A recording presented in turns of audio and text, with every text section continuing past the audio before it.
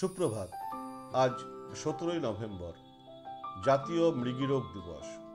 1909 খ্রিস্টাব্দে মুম্বাইয়ের ডক্টর নির্মল সূর্য মৃগীরোগে আক্রান্ত ব্যক্তিদের সাহায্যার্থে এপিলেপসি ফাউন্ডেশন অফ ইন্ডিয়া গঠন করেন এবং ভারতবর্ষে মৃগীরোগের সমস্যা কমাতে তিনিই প্রথম এই দিনটির সূচনা করেন। অন্যান্য রোগের মতোই মৃগীরোগ একটি রোগ, কিন্তু রোগটি সম্পর্কে সর্বত্র অনেক কুসংস্কার আজও বর্তমান, যার কারণে রোগীদের সঠিক সময়ে চিকিৎসা হয় না এবং তাদের স্বাভাবিক জীবনে অনেক সমস্যার সম্মুখীন হতে হয়। কিছু ক্ষেত্রে তাদের এতটাই দূরে রাখা হয় যে তারা আত্মহত্যার পথ বেছে নিতে বাধ্য হন।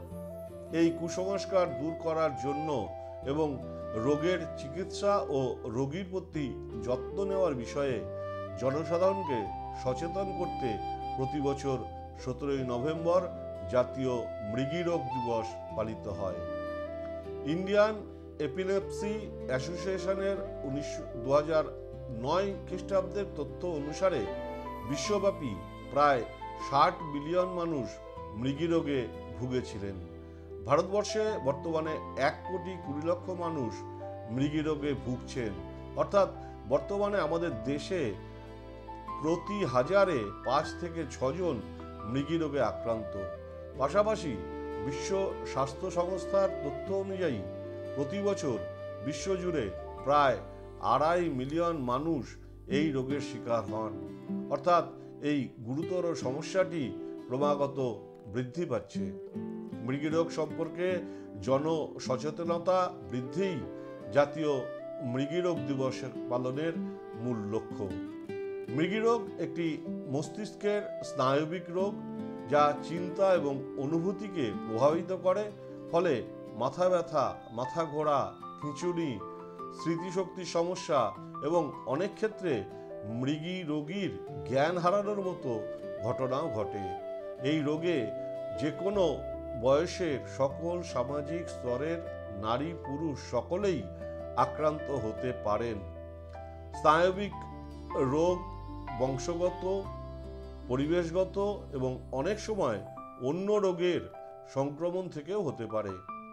মৃগীরোগে আক্রান্ত ব্যক্তির খিঁচুনির সময় সে আবেগপ্রবণভাবে তাকিয়ে থাকেন, কেউ কেউ ক্রমাগত তাদের হাত পা ছোড়েন।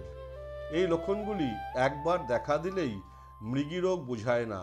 মৃগীরোগ নির্ণয়ের জন্য সাধারণত কমপক্ষে একদিনের ব্যবধানে 2 বার এই অপ্রীতিকর লক্ষণগুলি প্রকাশ পেয়ে থাকে।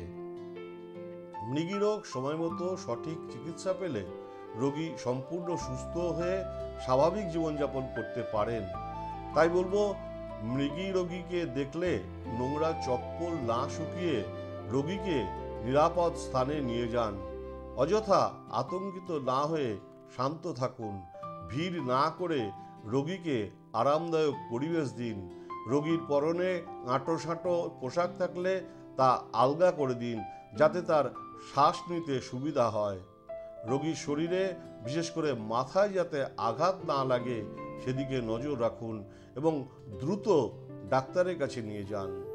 জাতীয় মৃগীরোগ দিবসে এপিলেপসি ফাউন্ডেশন অফ ইন্ডিয়াকে জানাই আন্তরিক অভিনন্দন এবং সকল মৃগীরোগে আক্রান্ত ব্যক্তির সুস্থতা কামনা করি।